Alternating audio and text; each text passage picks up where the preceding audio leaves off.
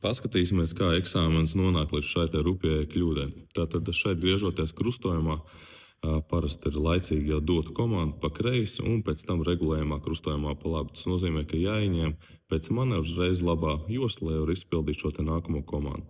Šeit eksāmenis to neizdara. Labi, tas nekas traks vēl nebūtu. Tālāk viņš brauc taisni un tad saprot to, ka taču viņam jāgriežas pa labi.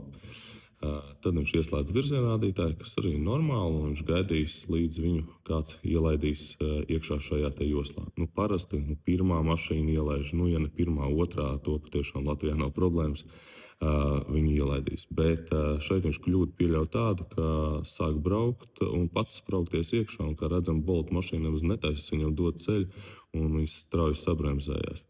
Un tā otra lieta šeit tagad iznāk tā, ka viņu nepalaida, un viņš ir nobloķējis visu šo kreiso joslu, un nav iespējams vairs joslā aizbraukt taisni. Tad šajā gadījumā vienkārši viņam bija jātaisa novirza no maršruta, jābrauc pa to kreiso joslu taisni, kas būtu vidēji kļūda.